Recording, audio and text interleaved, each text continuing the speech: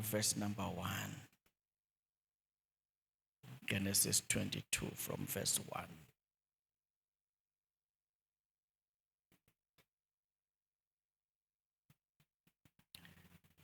Hallelujah. Uma ke sewuyitholile ke uthi amen.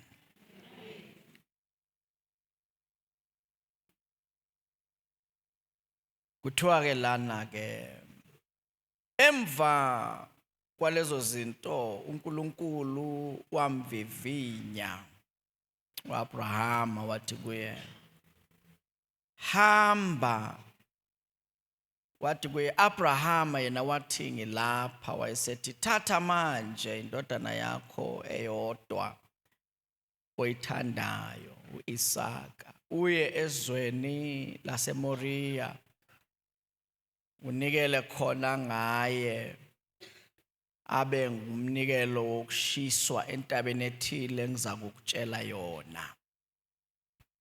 Verse number 3, uAbrahama wavuka ekuseni wabophela imbongolo yakhe, wathatha ezimbili zezinceku zakhe noIsaac Isaka indodana yakhe,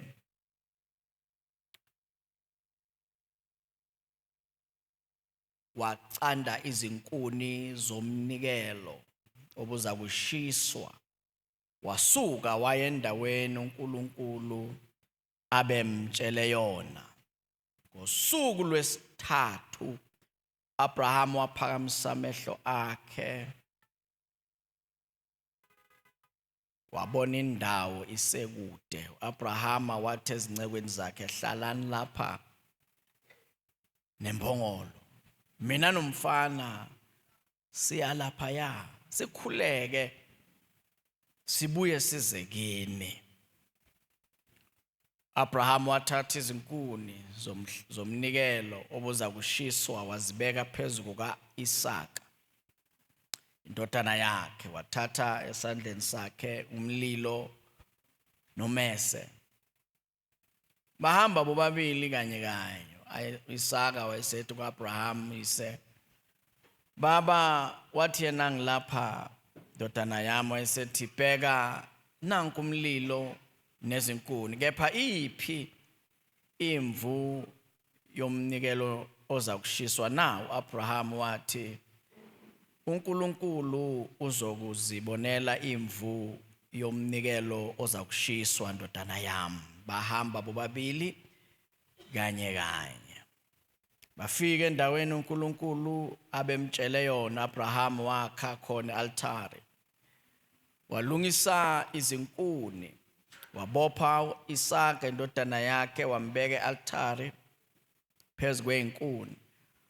Abrahama wayeselula isandla sakhe wathatha umese ukuba ahlabe indodana yakhe. Kwase kumemeza izwi lengelosi esezulwini, ingilosi kaJehova ithi, Abraham, Abraham, yena wathi ngilapha. Yayisithi, ungabeki isandla sakho kumfana, ungenzi lutho kuye, ngokuba ngiyazi manje ukuthi uyamesaba uNkulunkulu, lokhu ungakudlanga kimi indodana yakho eyodwa.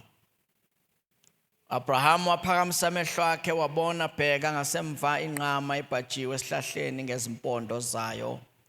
Abrahama waya wayithatha inqama wanikela ngayo umnikelo wokushiswa esikhundleni sendodana yakhe. Abrahama waqamba igama laleyo ndawo ngokuthi uJehova uyabonelela, njengalokhu kuthiwa namhla entabeni kaJehova uyabonelelwa. Ingilosi kaJehova yamemeza ku-Abraham ngokwesibili sezulwini ithi, ngizifungile, usho uJehova ukuthi, njengokuba ukwenzile lokhu ungakudlanga indodana yakho eyodwa, ngiyakubusisa nokukubusisa, ngandise nokwandisa inzalo yakho ibe njengezinkanyezi zezulu nanjengezihlabathi esogwini lolwandle. Inzalo yakho iyonqoba isango lezitha zayo, nangenzalo yakho ziyakubusiswa izizwe zonke zomhlaba ngokuba ulalele izwi lami. Ake sithandaze. Thembekile Baba, akekho njengawe, siyakudumisa ke, siyakubabaza nakulesi sikhathi izwi lokuba izwi lakho silizwe, isikhathi sokuba usakhe wena. Sembuleleke imfihlakalo nakulolu suku, uzibonakalisa uNkulunkulu egameni lenkosi yethu Jesu. Baba, izwi lakho malenza umsebenzi ophelele kulona loyo khona namhlanje. Sithulisa yonke imisindo ekhona enhlizweni, emngqondweni, egameni lenkosi uJesu. Siyathandaza Baba ukuthi lona loyo mvula amehlo kamoya, mvule futhi Baba indlebe kamoya, egameni lenkosi yethu Jesu. Amen. Hallelujah. Le ndaba le bazalwane esifunda lana sikade sifunda ngolosine Thursday, kade sifunda le ndaba emthandazweni ngolosine. Ngiyacabanga ukuthi abebekade bekhona bayakhumbula, bakhona bakhumbulayo. Bengibuza nje ukuthi bakhona yini abakhumbulayo. Now sibuyela kuyo le ndaba bazalwane, ningakhohlwa ukuthi sibheka uNkulunkulu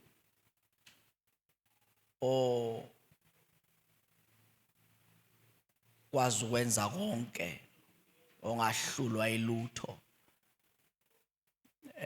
Lo Jesu asho uma efundisa intshumayelo yasentabeni qala athi babusisiwe abampofu emoyeni ukuba umbuso wezulu ngowabo. Sikhuluma le ndaba yokumthemba abazalwane uNkulunkulu ngoba uthembekile. Ya, bengithi uthembekile. Tshela makhelwane uNkulunkulu uthembekile makhe. Yamtshela ukuthi ungathembela kuye. Ya. So lokho siyambuka nje bazalwane uNkulunkulu kulokuthembeka kwakhe, simbone uNkulunkulu ephilisa ngoba uNkulunkulu uyayiphilisa izifo bazalwane. Bengisho izifo ukuthi uyaziphilisa. Ngeke umazi ukuthi uNkulunkulu ophilisa ungakaze ugule bese ayakuphilisa. So khona izinto athi uNkulunkulu efuna umazi ayivumele zenzeke. Nekhona abazalwane. Yeah, avume nje ukuthi udlule esimweni kanti ufuna ukukufundisa ukuthi yena ubani. So akulula ukwazi uNkulunkulu ungakangena esimweni.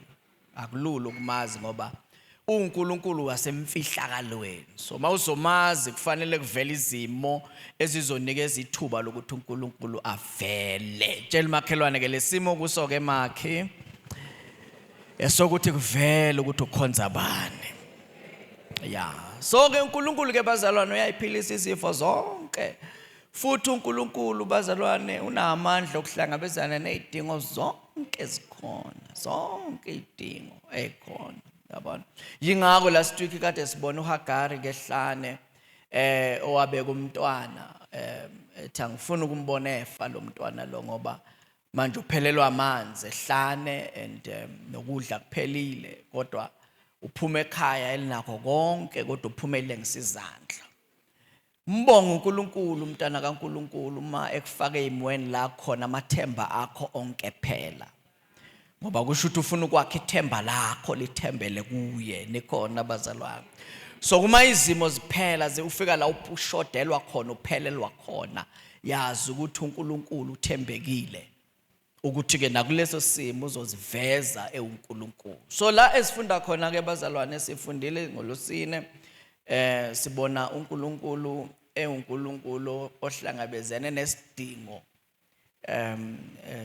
sika Abraham ngesikhathi uNkulunkulu emnikeza instruction.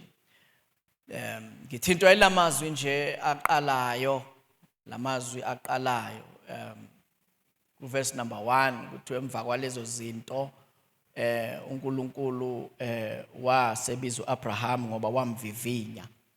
uNkulunkulu wavivinya uAbraham wathi kuye Abraham, yena wathi ngilapha. So uNkulunkulu wamfaka etestini. Nikhona abazalwane. So namhlanje ke sikhulume ngama test kaAbraham. Sikhuluma ngani namhlanje? Ngama test kaAbraham. Ngakhohlwa ke ukuthi uAbraham unguyise wabo bonke abakholwayo. So lokho kusho ukuthi ngoba bazalwane lithi izwi lenkosi uAbraham wakholwa uNkulunkulu kwabalelwa kuye ukuthi kuukulunga. Wakholwa isimo singavumi kodwa wakholwa uAbraham. So uNkulunkulu wakufaka ku-account yakhe ukuthi ke you are righteous because you believed. You believed God even when the situation seemed like it's impossible.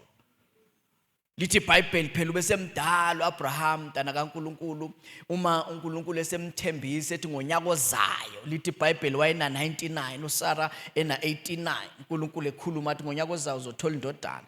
So kubiza umuntu ukuthi akholwe noma isimo sibuka nje ngamehlo ubona ngathi siyabheda bheda ukholwe yazi uzosizakala na ungakholwa.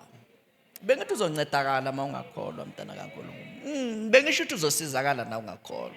No, ngisho ukuthi nje na ungakholwa uyazi uzoncedakala. Ngoba lento ukuthi ungakholwa yiyo le ekwenza uhlangahlangane kangaka. Ukuthi nje ngeke ngisho ukuthi bonke abahlangahlangena ke baphakamise izandla. Kodwa nje uma ungakholwa uyahlangahlangana. Ngoba ziningi izimo zempilo ezithi mazifika kuwe ungazi ukuthi wenze njani. Uyabo, zikutatazelise uma ngabe kufanele ulale wena ungalali. Thola ukuthi akulaleki ukhala ubusuku bonke akulaleki uhlangahlangene. Wenza ama please call nabo WhatsApp yonke into ekhona uzama ukuthola usizo wena usizo litholakala yini indaba. uNkulunkulu uvale yonke iminyango ngoba uvule lo. Umnyango waphezulu. Yiko phela mntana kaNkulunkulu uma uNkulunkulu ethi kuNoah yakho umkhumbi. Noah akhanda umkhumbi mase kawukhandile umkhumbi athi uNkulunkulu ungawenza amafastera emkhumbini so umkhumbi awuna amafastera emasayidini bese uNkulunkulu eminyango athi ke mase ngenile bese lithi iBhayibheli kwavala uNkulunkulu wavala eminyango and then wathi ke kuNoah no ifastera elodwa okufanele ulivule eliphezulu. Kusho ukuthi Noah mntana kaNkulunkulu bengafanelanga ukuthi abuke ukuthi kwenzakalani around him. Noma abantu befa around him yena bengafanelanga a witness ukufa kwabantu kodwa bekufanele uma efuna ukwazi ukuthi kwenzakalani ngaphandle akhona ukubuka nje phezulu. Izokusiza lento yokubheka phezulu. Uthi uDavid ngiyawaphakamisela amehlo ami entabeni usizo lwami la uvela phi na uthi la uvela kuJehova yena wenzile izulu nomhlaba. Uthi akasoze avuma unyawo lakho lushelele okulondolozayo akayukozela. Bengisho nje mntana kaNkulunkulu sifundisa yazi kumthemba uNkulunkulu. Uyifundisa kumthemba. Manje uNkulunkulu ke bazalwane uyawumfaka umuntu etestini. Sinama test nje siwabhalayo. Nalaba kade bebhala esikolweni bebabhala ama final exam and bonke abafailile bazophinda bonke abaphasile baqhubeka.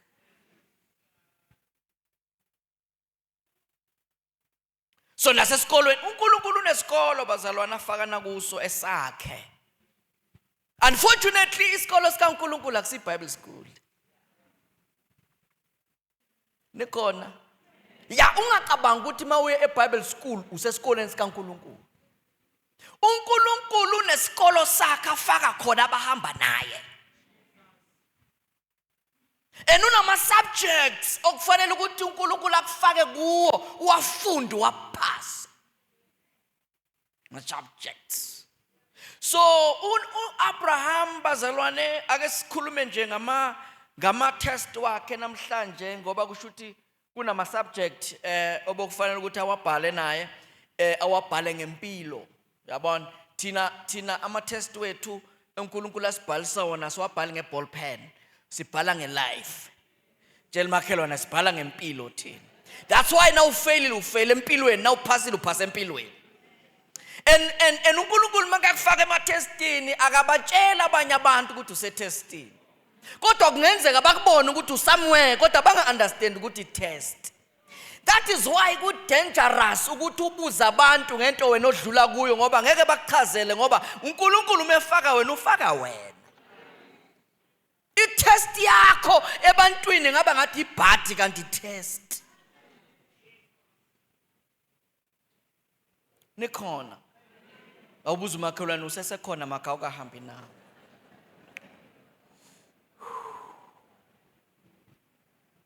so namhlanje sikhuluma ngama-test nje ama-subject abhalwa Abraham ngoba ngithintwa ile nto kuthiwa uyise wabo bonke abakholwayo kusho ukuthi bonke abakholwayo uma bengabuka impilo kaAbraham bangacishe ba-understand ukuthi mapha ama-test ozodlula kuwo.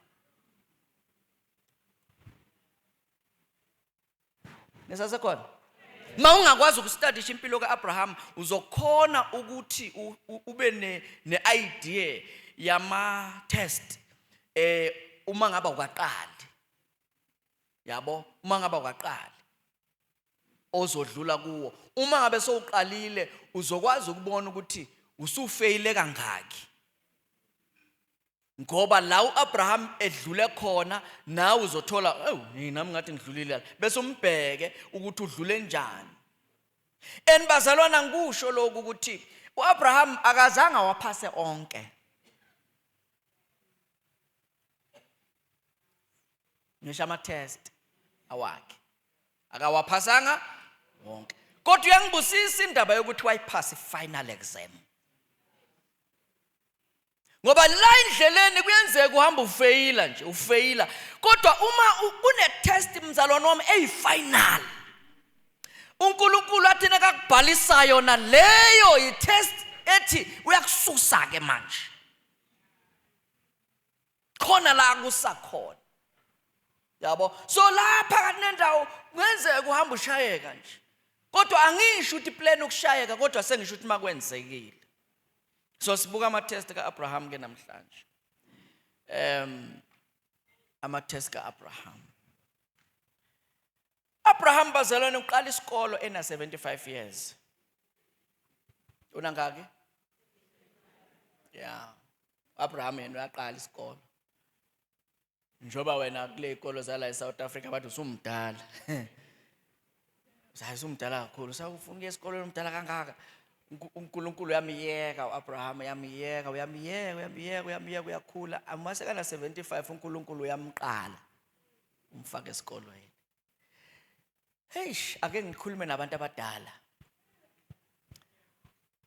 you are not too old to learn angeke ufike la umdala khona lokuthi awusafundi lutho mawuhamba noNkulunkulu nje ufanele uhlale uready ukuthi uzofunda so kunama-test azokufaka kuwo yabona ma-test afuna wapass ama-subject uNkulunkulu akufake nje yabona so ake sibuke ke ngoba na ama-test kaAbraham mawabala wonke hlangana nale exam awu-8 makhelwana awu-8 ama-test so mayibe ngifisa ukuthi siwaqede wonke namhlanje ngisho so shaye yodwa nge-hour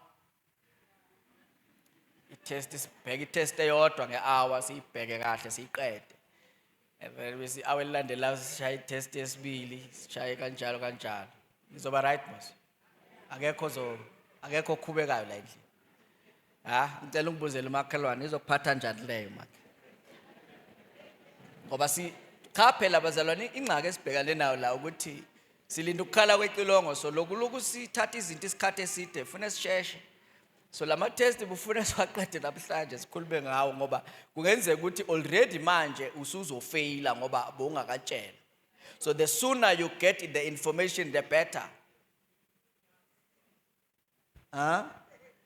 uthini umakho uyavuma ukuthi sibambe 8 hours namhlanje ukhona ovumayo osenze nama 30 minutes maku 30 minutes 4 hours ayihluphi ngibona abaningi banikina amakhanda bathi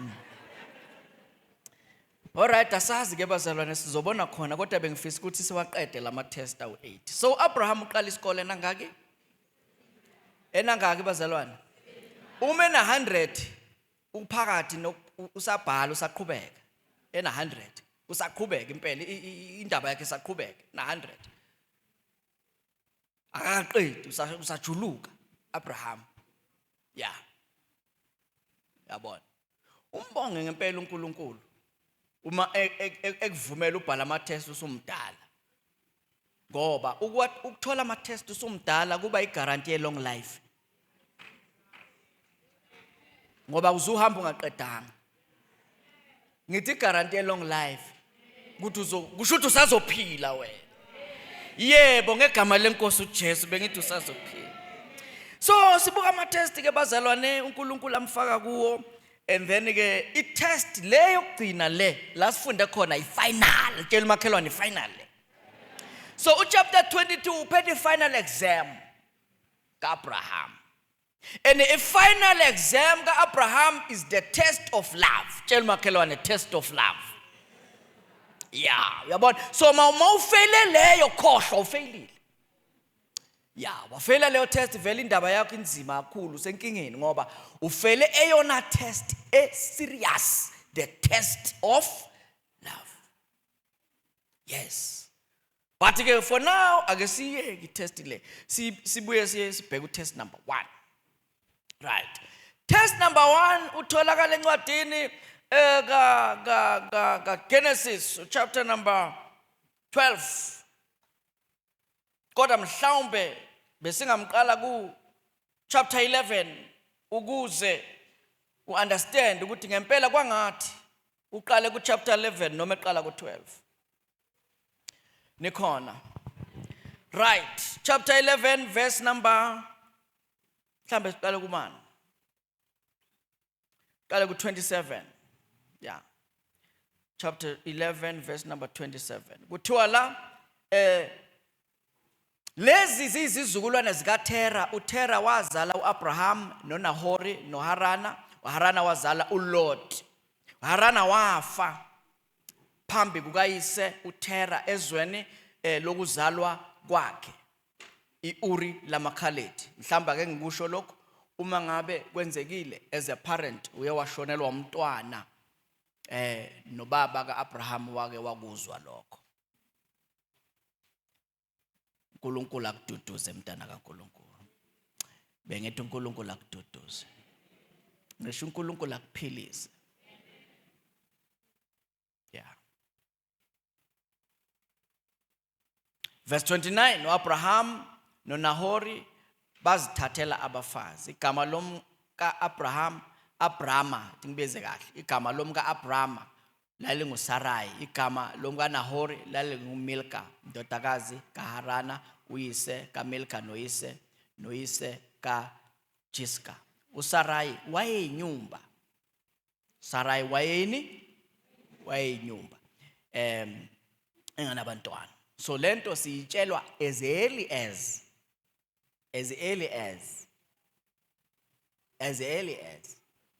kutshelwa thina. And lento esifunda la ku chapter 11 uNkulunkulu uyayisolve late in life. Ngiyacabanga bazolana ukuthi uAbraham wayengazi ukuthi uSara uyinyumba. Ngiyacabanga ukuthi wayengakwazi lokho ngoba uNkulunkulu uyakufihla. Baningi abantu abazithole sebeshadile ukuthi kune problem. Yebo. Noma kwenzekile wazithola kuleyo ngxaki, fanele uunderstand ukuthi God knows and he is able. Bazalwane lithi iBhayibheli uSara wayeyinyumba engabathola abantwana. Kodwa uAbraham bekangayazi lento thina siyifunda this early, wayengayazi. Ubona mase kuqhubeka isikhathi ukuthi hayibo kwangathi sine problem. Ngaleso sikhathi into yabodokotela yikho yokuthi hey ake siyohlola ukuthi inkinga ingakuphi. Ngiyayithanda abazalwane into eyenziwa uAbraham, ngiyayithanda kakhulu. Utshela umakhelwane uyayithanda umfundisi lento eyenziwa uAbraham. Ukuthi umebona uAbraham ukuthi hayi isikhathi ngathi siyahamba nangu uSara engathola abantwana angamsubstitute. Ngiyayithanda into eyenziwa lo baba lo. Ukuthi angamenze njani?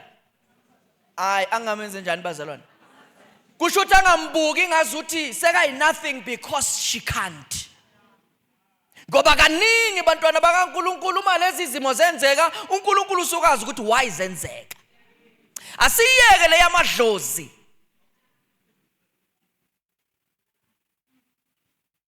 ngisho yamadlozi ya ngoba laba bavalwa amadlozi namhlanje bavuleka ngegama lika Jesu ya leyo sasiyeka ihluphi le yamadlozi ngoba amadlozi angithi uyabona ukuthi aconfuse kanjani. Amadlozi ayekela umntwana ojolayo, umntwana wala ekhaya ona 12, 13, 14 amiyekela athola abantwana bese ngena umakoti ongene kahle bese ayamvala. Uyabona kumzizizi. So asiyeke nje yalabo ayihluphi ngoba uma ngabe uvalwa amadlozi abaphansi uzovulwa abaphezulu. Egameni lenkosi uJesu. Futhi ngathi vuleka kwangoku. Vuleka kwangoku ngegama lika Jesu ngoba wena uvalwanga uNkulunkulu uvalwa abaphansi. So uma uvalwa abaphansi abaphezulu bakuvula ngegama lika Jesu. Yeah. Angithi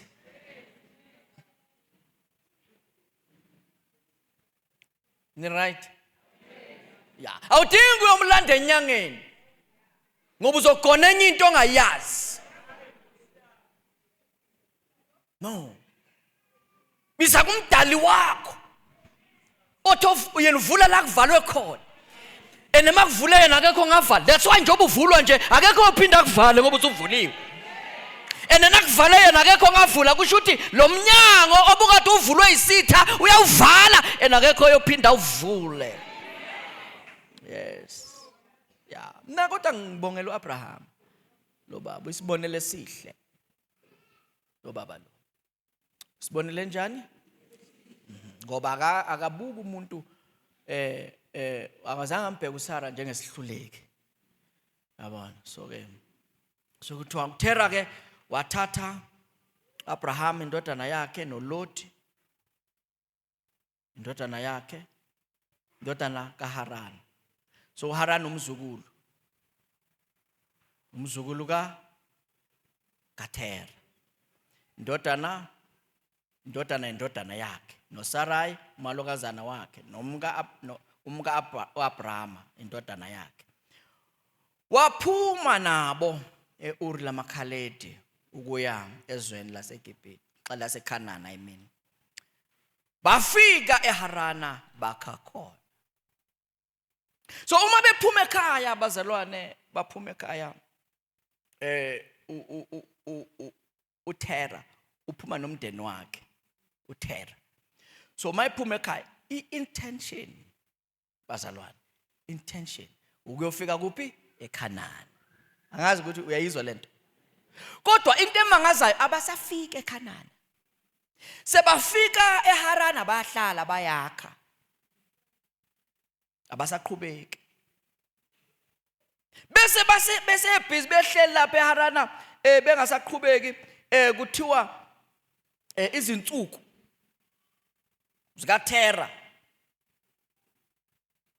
eziminyaka engamakhulu 205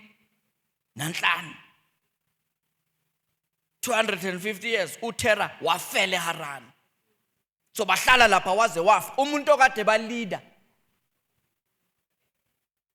nesesekhona. So wafa bafela lapha. Right. Mesefile. So qala chapter 1. Seqala verse 1 ka chapter 12. Kuthiwa uJehova wathi kuAbrahama, phuma ezweni lakini nasezihlotsheni zakho nasendlini kayihlo uye ezweni engiyakukhombisa lona. Phuma ezweni lakini, phuma ezihlotsheni zakho, phuma ezweni lakini uye ezweni engiyakukutshengisa lona, ezweni engiyakukhombisa lona. So the Lord, yabona ngiyayithanda ngeEnglish bazalwane. New King James lithi, now the Lord had said. The Lord had said. So alithi the Lord said.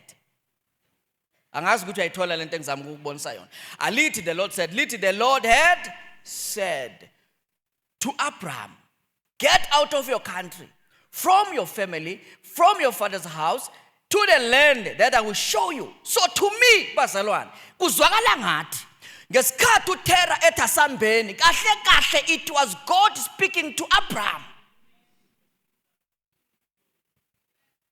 ukuthi ukuphuma kwabo eUriya beya eKhanana vele kwakuphuma uAbraham because the Lord had said. But because kwakusekhona ubaba wakhe kwatholakala ukuthi ubaba ukhetha ukulida indlela.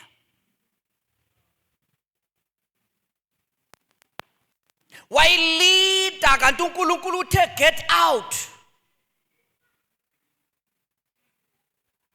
Izwa kahle phela. The Lord had said get out of your country. So uTerah wathi Lord let's go. Manje uthi from your family, so ayisakhonakali ukwenzeka le ethi from your family because uAbraham ulandela ubaba wakhe. So baba akuthi angisali. Nisasekhona.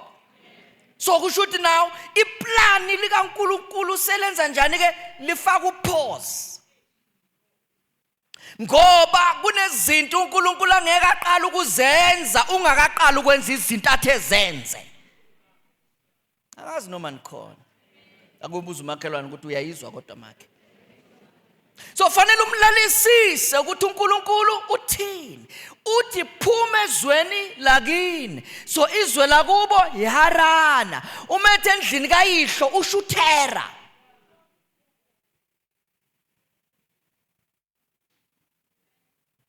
Kodwa manje uAbraham uma kufanele aphume uTerah uyalida.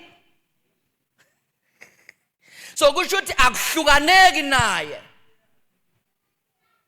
Njengoba kungahlukaneki naye iplani seliyafaila. So amandla okuyofika eKhanana uNkulunkulu wawacima amandla.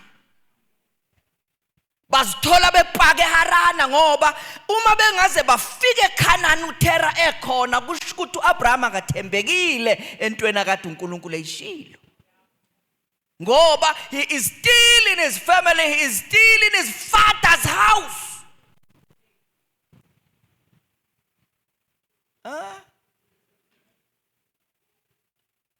Nikhona ngempela. So ngamanye amazwi the first test yaka Abraham is a family test.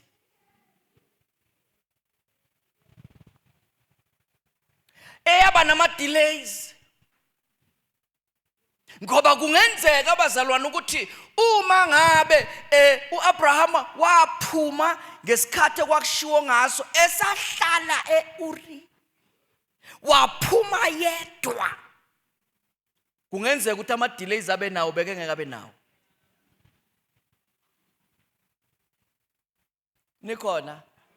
Ngoba mina ngiyamcabanga abazalwane ukuthi uAbraham uma eshada wayena 40 ngiyazicabangela.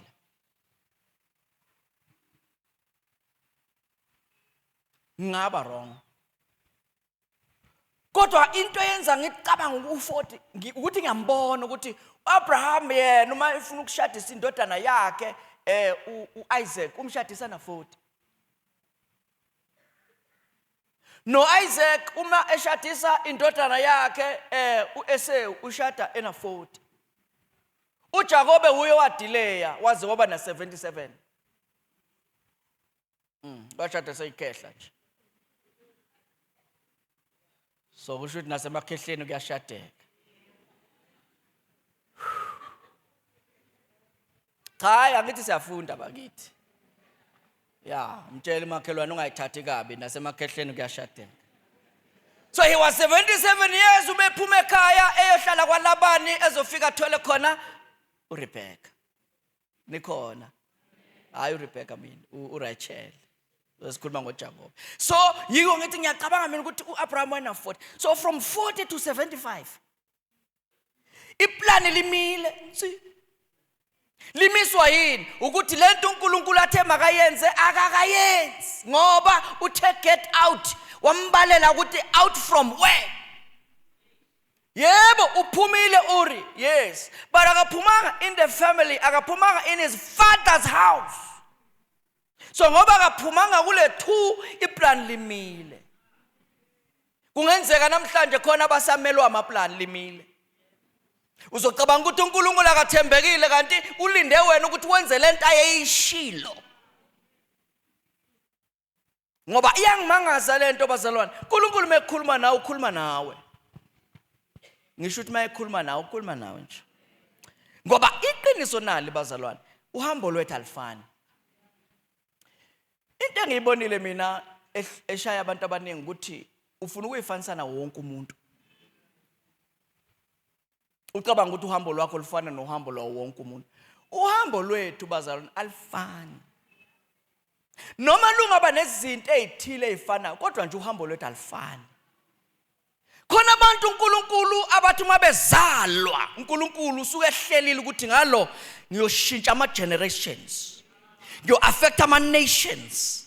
Kunabantu abathi nabazalwa wathi uNkulunkulu lo ngizo affecta country ngaye. Kunabantu abathi mabazalwa uNkulunkulu yathi lo ngifuna ukuaffecta a province ngaye. Kunabantu abathi nabazalwa uNkulunkulu yathi lo ngizo affect ilokishi. So ama-test wabo angeke afane ngoba kuya nohambo lwabo. So wena ungayifanisa nomuntu uNkulunkulu ambekele ijob encane ukuthi influence yakho izoba sesikolweni nje kuphela wena. Ngifuna nje ukuthi ube uthisha ukuze influence yakho ibe sesikolweni ofundisa kuso kuphela. Noma wenze lokho ulenzile icebo likaNkulunkulu. Angazi noma uyayizwa lento. So wena mawufuna ukuphuma uthi ngifuna ukuyispreada lento beyond the school uthola ukuthi iyafaila. Why? Awubizelwanga lokho. Wena uthembekile uma wenza lento kule sikolo kuso. Wena uthembekile na wenza lento kule company okuyo. uNkulunkulu uthi well done good and faithful servant ngoba ukufuna la. Kodwa kunabantu athi uNkulunkulu wena into engufake yona is bigger than this place. So now if it's bigger, then you must leave. Nisasekhona bazalwane. Yazi nawazi ama pot plant. Pot plant. So ipoto nesitshalo. So imbewu ake sithini imbewu. Imbewu mawuyoyithenga kungenzeka uthola ukuthi imbewu yesihlahla sama-benches. Isihlahla esikhula sibe sikhulu uze ukhona ukuhlala ngaphansi kwaso. Iyalingana nembewu yetamati.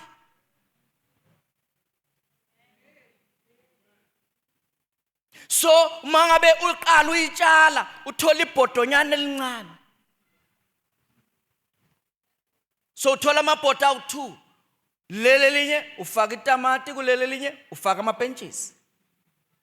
Uzowubona umehluko. Khona izihlahla ezikhandelwe ukuphila impilo yaso yonke ise ku-pot plant. Asihlupheki ngokuthi ngifuna ukuphuma la ngoba impande zaso azisubungozi. Sikhula nje kube iblomu elibambelele ebondeni. So ibhodo lakhona nali i5 liter ngangale li right. Kodwa uma ngabe kuseyimbewu amabhodo wakhona mancane ayafana. Kodwa uzobona malikhula ukuthi le iyangicela ithi ngikhiphe kule bhodo ngifake kwelikhulu. The more sikhula sidimanda ukuthi usikhiphe until uyositshala emhlabeni. Ngoba lapho sifane sikhule unlimited. Nisasekhona. So kusho ukuthi fanele uzazi ukuthi uhlobo luni wena. Ngithi fanele uzazi. So kunabantu uNkulunkulu akababizi lawo ma-test anzima ngenxa yani yento ababizele yona. Kodwa kunabantu okubiza ukuthi bashiye kwangempela ngenxa yento ayibizele. Nginotisile abantu abaningi bazalwana abaye banyakazisa umhlaba. Uthola ukuthi lokunyakazisa kwakho umhlaba iprice ayibhadarile isefamilini yakhe. Wena ungambheka umhleke uthi wazi wanyakazisa umhlaba ehlulwa umndeni wakhe kanti cha iprice. Iprice ayibhadarile le eyenza ukuthi abe ilenta yiyo ubhadarela price. So uAbraham kuthiwa phuma ezweni lakini, phuma esihlotsheni, phuma emndenini wakho endlini kayihlo uye ezweni engizokuba. Uthi uNkulunkulu, I will make you a great nation. Uyayizwa ke manje? So kusho ukuthi uAbraham njoba umbuka wena ubona umunye ubaba nje onormal. Uthi uNkulunkulu, there are nations on the inside of you, but this nation cannot be birthed until you get out of the pot. Ngoba leli pot okulo lincane ukuthi ngazalwa izizwe ngalo.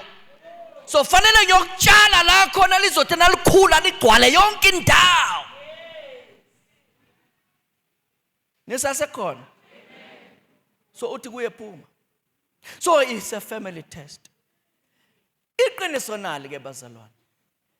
Mangabe ungumntana kaNkulunkulu wamukela uJesu, you will have your own family test. Especially kulesikhathi samanje. Ngoba imindeni yonke lesibuya kuyo inezinto.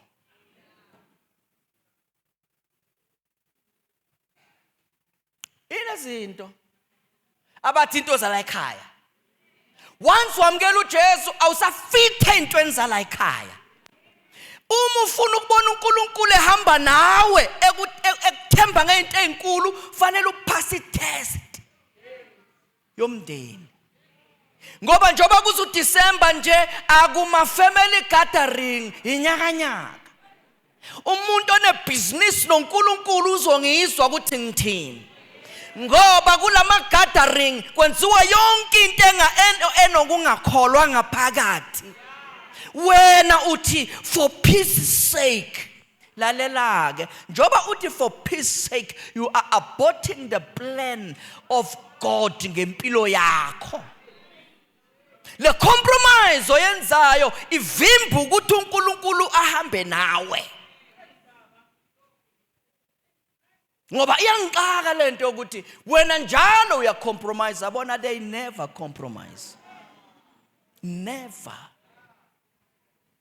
Uwe njalo ufanele usupport umcimbi wamadlozi. Uwe. Bona ngeke bake bathi ake sikhonze uNkulunkulu njengawo. Instead leyo kholwa bathi iyabhora.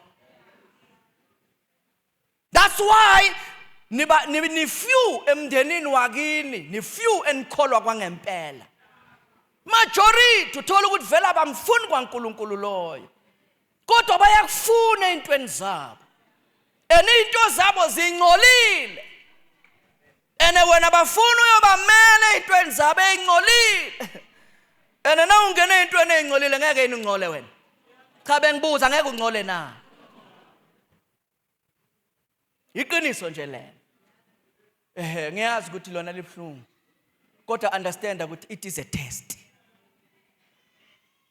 I-test ofuna uyibhala uyiphase ezothi bantwana basekhaya anginizondi bantwana basekhaya kodwa ngisakhona ukuhlanganyela naye.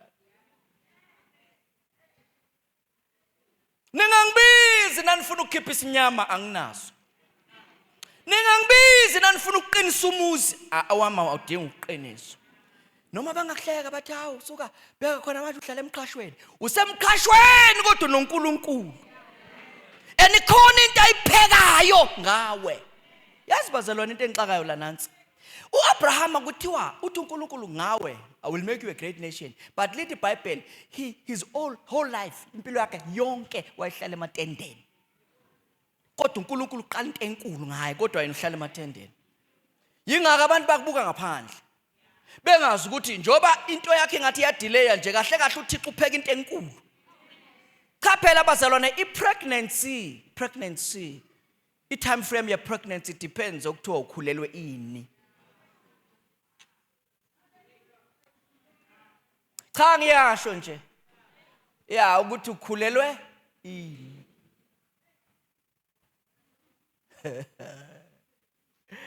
Awuzibuza ukuthi yini into uthiwa impukane zibe ningi kangaka esama. Hey into impukane azizali.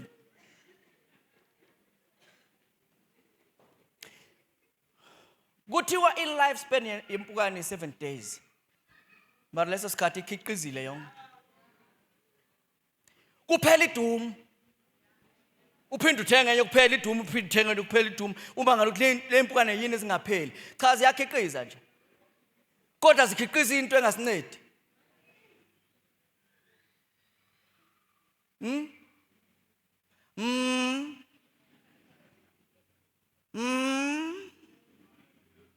Cha kuyabuza mntana kaNkulunkulu, understand yini lento?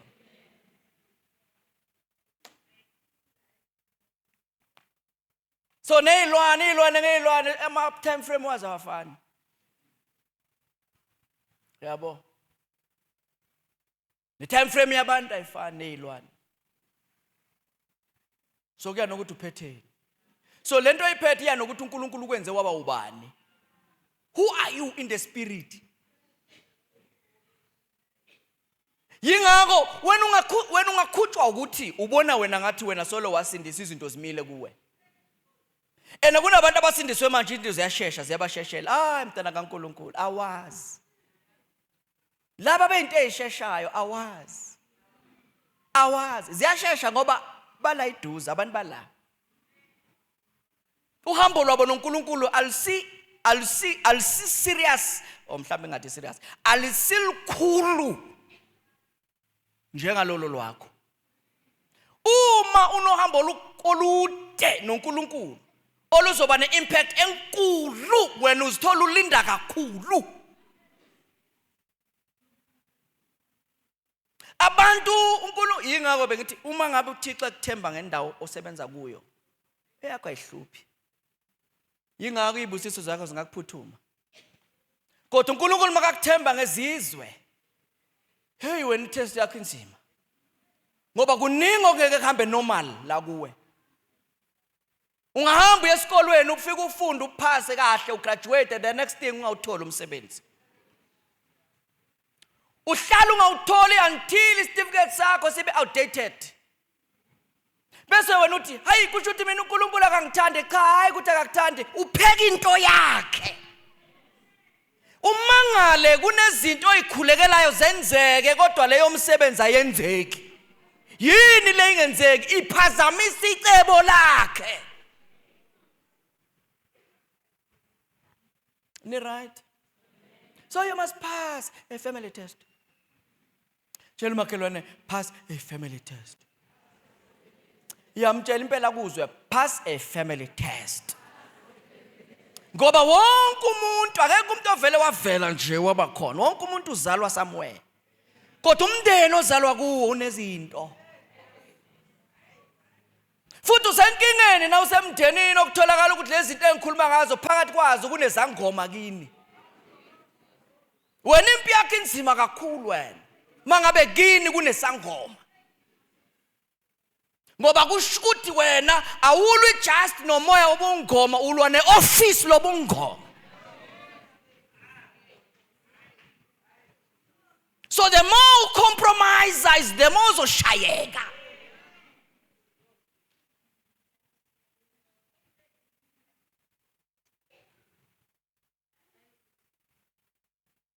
Ngoba wena uzothi uthi uyasukuma uthi uyafakaza ngoNkulunkulu bathi yazi unento. Kusho abantu abangakholwa bathi hayi unento, yazi ngathi ikhwama zikagogo zingaza kuwe.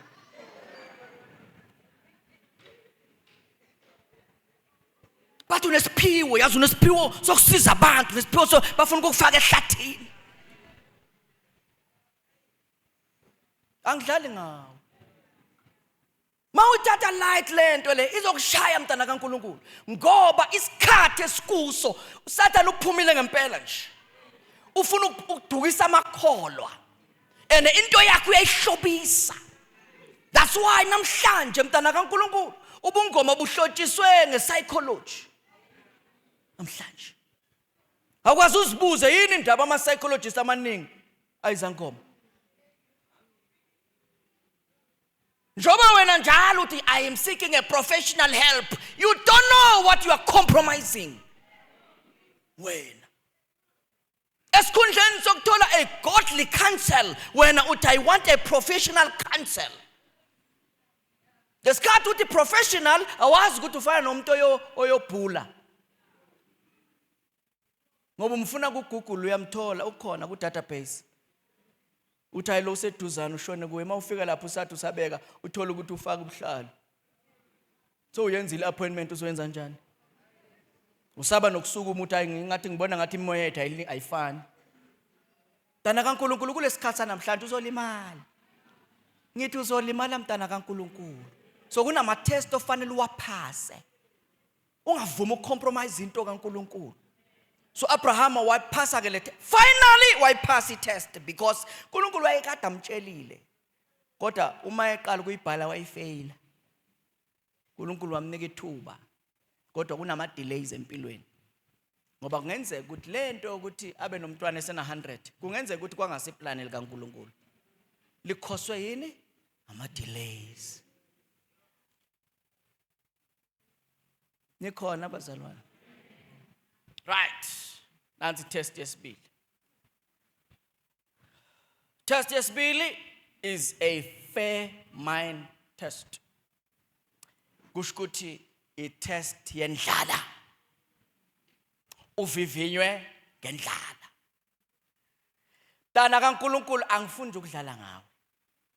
Uma uhamba noNkulunkulu, uNkulunkulu uzokufaka etestini yendlala.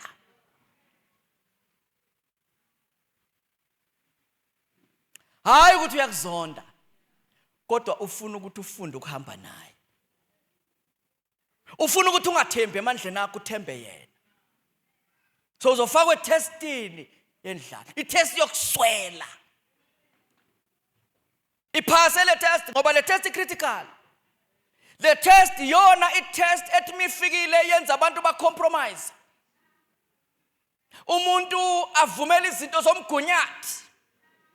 Izinto azaziyo ukuthi azizanga kahle kodwa azivumele ngoba ethi soyenza njani silambile. I-test yendlala yenza ukuthi umama avumele umntwana wakhe ojolayo angene negrocery emazi kahle ukuthi akasebenzi.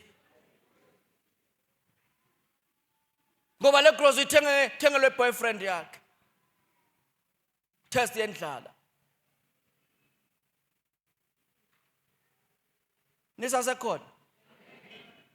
I-test okufanele uyiphase. Ngoba ngeke umtshele umuntu ngoNkulunkulu obonelelayo engakaze enze umhlolo empilweni yakho. Uzomtshela kanjani? Ngoba wena ukazi umbone. Wena njalo unamaplani. Wena usebenzisa ilanguage yokuthi ngiyahereza, lalela mntana kaNkulunkulu. Ukuhereza kuphazamisa icebo likaNkulunkulu. Ngoba okunye ukuhereza ukuganga.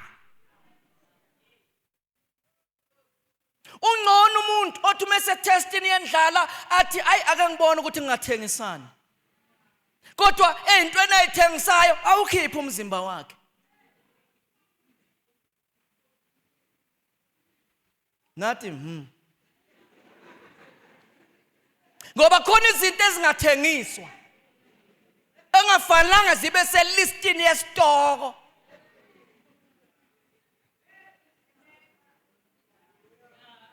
Ngithi kunezinto engafanelanga zifakwe iprice azithengiswa, not for sale. You can't even borrow.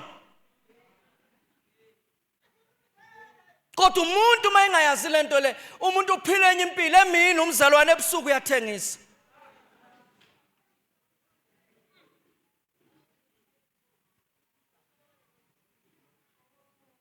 Nawuthi uyabuza ukuthi usebenza phatha ngiyazama nje. Siyazama nje siyahlanganisa. Yini lento ehlanganisayo? Ayinagama ngoba uyayazi ukuthi lento enganagama inalo. Ukuthi alikhulumeki. Test yendlala. Test yendlala yenza abantu batshontshe. Test yendlala. Umuntu angazi ukuthi njobe etshontsha nje uphazamisa icebo likaNkulunkulu. Ngoba kunezikhathi mntana kaNkulunkulu ofanele urivumele uma uNkulunkulu ethi ngikufaka testini yendlala manje. Uyivumele ukuthi okay Nkosi yamkela. Test me. Ngifundise ukulinda kuwe. Ngifundise ukubonga, ngibonge okukhona. Ngoba yazi itest yendlala inalento ukuthi itest yendlala ikuthathele zonke izinto oyithandayo. Ikushiye nalezo ongayithandi.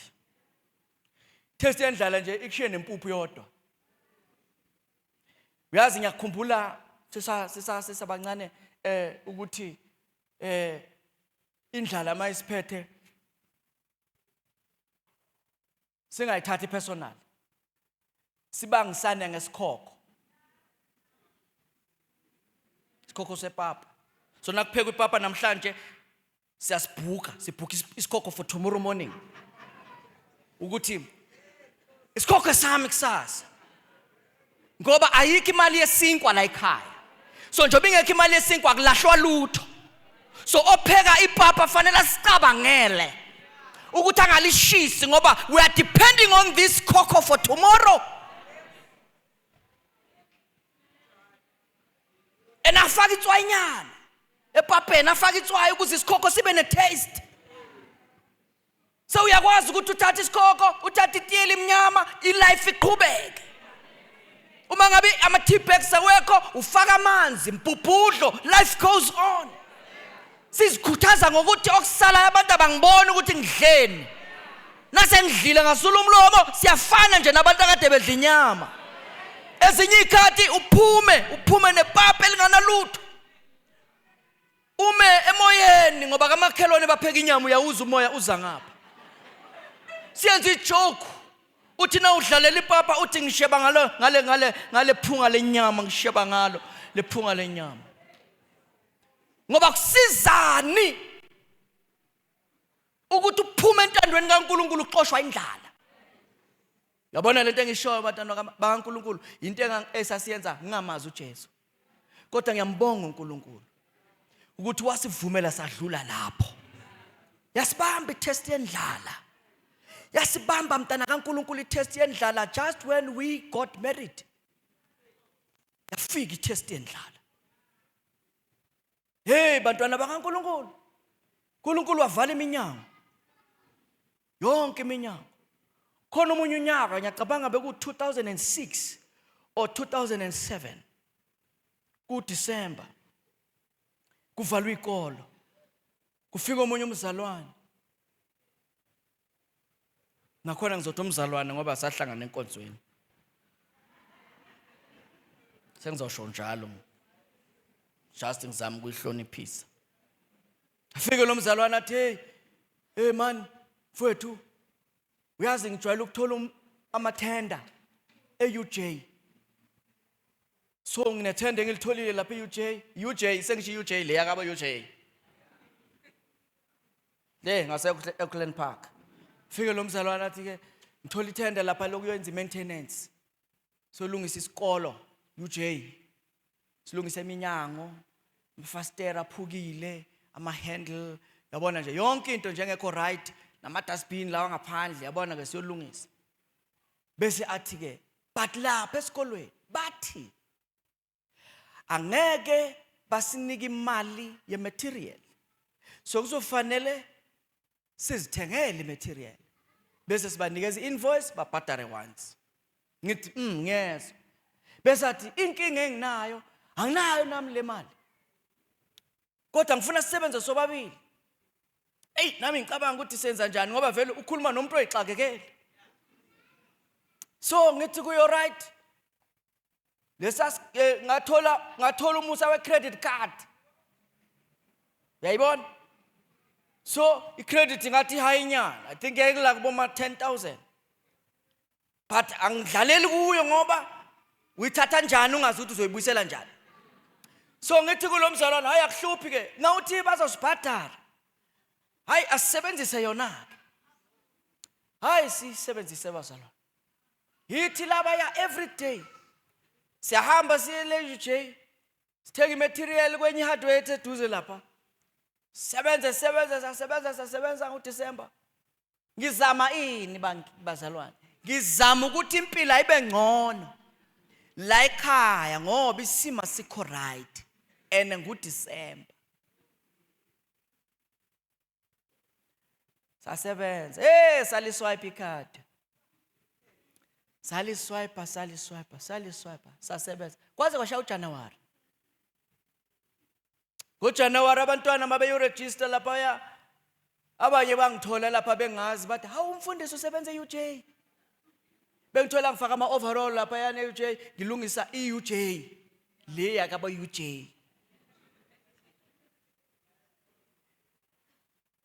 Ngibuze ukuthi ngathola malini.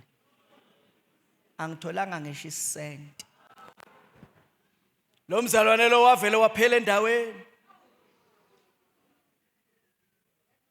Ngabona ukuthi oh man, this is a famine test.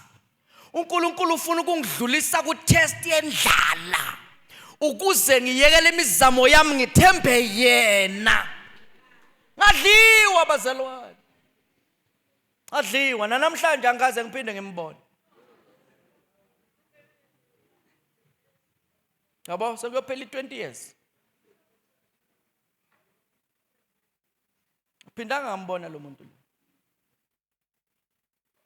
Yahamba 10,000. Leso sikhathi sekufuna ngitabalezele kuyibhadara. I was blacklisted.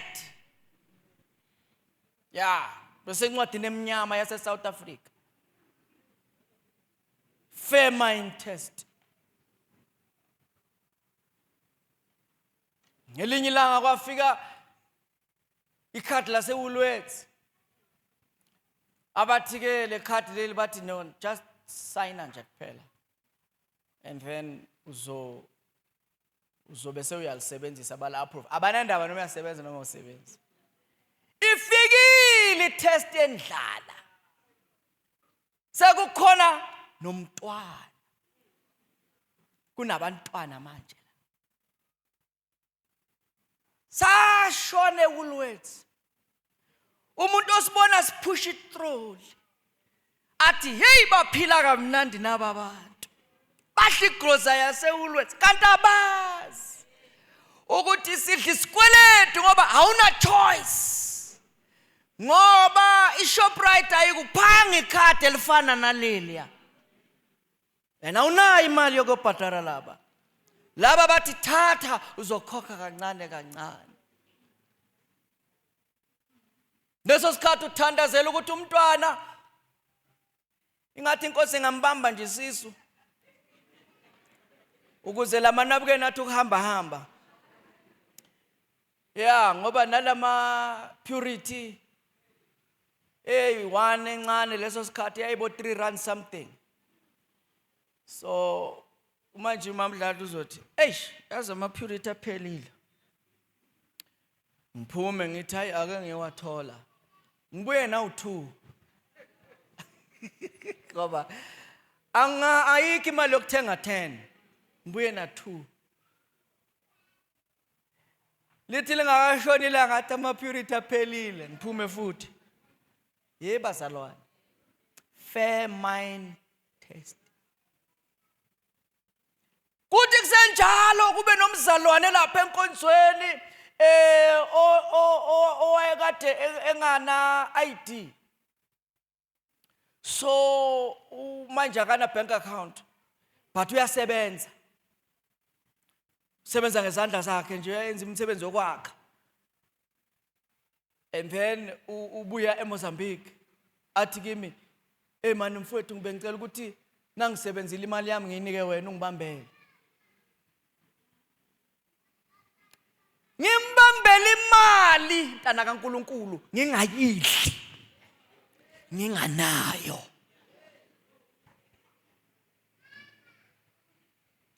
Wayengayazi le ndaba uMamdlala bakangayazi lento ukuthi ngibamba imali yomuntu.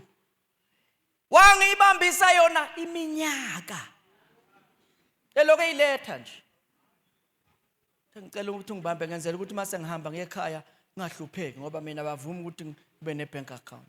Ngimbambele imali. La ekhaya ukudla kungekho. Famine test. Nikhona abazalwane.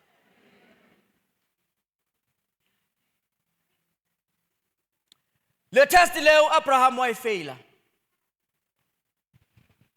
Le wayfail. Funda nami.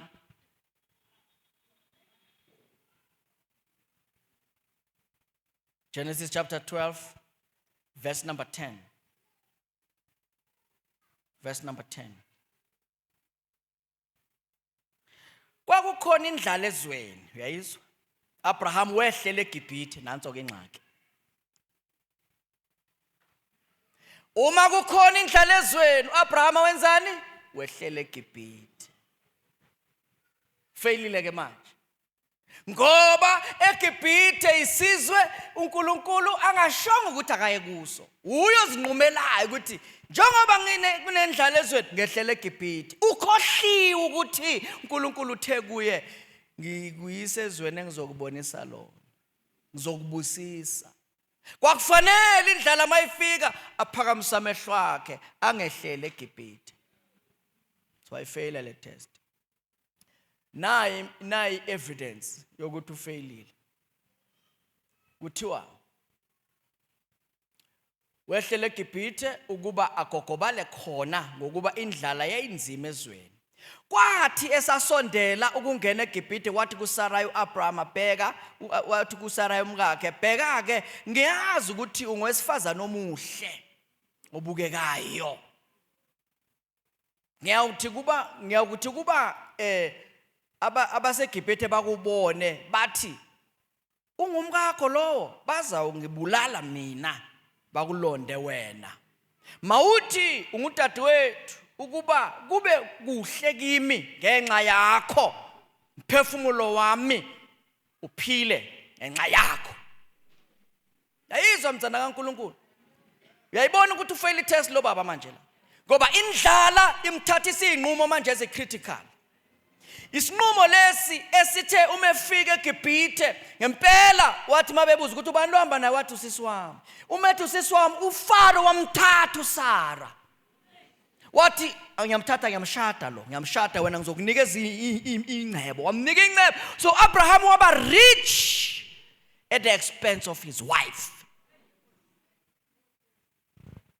Famine test. That's why indlala mayifikile abanye abantu bayabulala.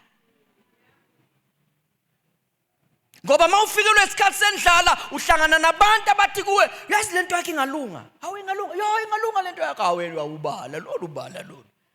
Zokulanda ntambama. Zonke izinto ezenziwe ebumnyameni azina uNkulunkulu. Kunabantu namhlanje benza ama sacrifice anzima. Sebehluleka ukuphuma kunzima ngoba le sacrifice yaqala incane. Manje seyibiza ukuthi kufa abantu. Enungaphakathi yini indaba wangeniswa indlala. Bekezelela isikhathi sikaNkulunkulu. Bengithi bekezelela isikhathi sikaNkulunkulu. Phasa le test. Famine test. Ngoba wonke umuntu uzodlula ku famine test. Bengithi wonke umuntu uzodlula. Indlala mayingakwenza ukuthi ucompromise ivangeli. Indlala ingakwenza ukuthi uthuke uNkulunkulu ngempilo yakho. Indlala mayingakwenza ukuthi wenze inqumo oyoyisola ngazo kusasa. So Abraham wanikela ngomkakhe kwaze kwalwa uNkulunkulu. So babafika le wathi hayi usisi wami. Verse number 17 kuthiwa kepha uJehova wamshaya uFaro nendlu yakhe. Kusho ukuthi uAbraham wancedwa uNkulunkulu walwa lempi. Wamshaya uFaro nendlu yakhe ngezinhlupho ezinkulu ngenxa kaSarai umkaAbraham. uFaro wayesembiza uAbraham wathi kwini lokho kwenzeke kimi na? Awungitshelanga ngani ukuthi ungumkakho na? Usholona ukuthi ungidade wenu ngize ngimthathe abe ngumkami na? Uyayizwa ukuthi njani?